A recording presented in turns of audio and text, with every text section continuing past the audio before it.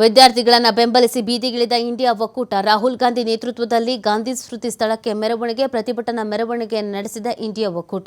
ಲಾಠಿ ಚಾರ್ಜ್ಗೆ ಖಂಡನೆ, ಪ್ರಧಾನ್ ರಾಜೀನಾಮೆಗೆ ಒತ್ತಾಯ. ಸಂವಿಧಾನ ಪುಸ್ತಕ ಹಿಡಿದು ನಾಯಕರ ಮೆರವಣಿಗೆ, ಬ್ಯಾರಿಕೇಡ್ ಹಾಕಿ ತಡೆದಿರೋದು ಪೊಲೀಸರು. ಈ ಸಂದರ್ಭದಲ್ಲಿ ಜಟಾಪಟಿಯಾಗಿದೆ.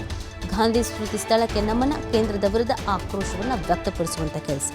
ಕಾಂಗ್ರೆಸ್ನವರು ಈ ಹೋರಾಟವನ್ನು ಮಾಡ್ತಾ ಇದ್ದಾರೆ.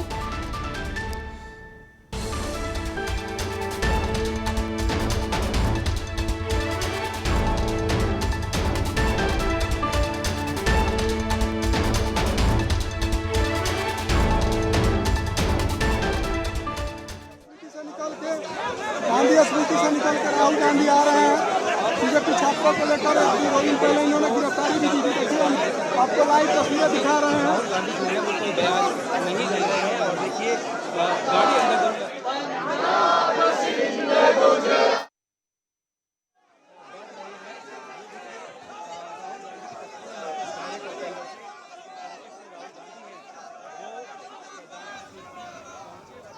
ನೋಡಿ, ಕಾಂಗ್ರೆಸ್ನವರು ಪ್ರತಿಭಟನೆಯ ಹಾದಿಯನ್ನು ಹಿಡಿತಾ ಇರುವಂಥದ್ದು.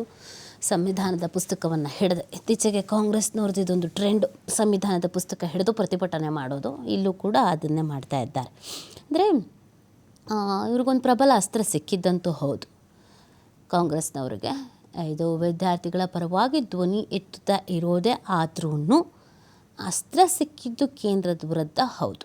ಅದನ್ನು ಸದುಪಯೋಗಪಡಿಸ್ಕೊಳ್ತಾ ಇದ್ದಾರೆ.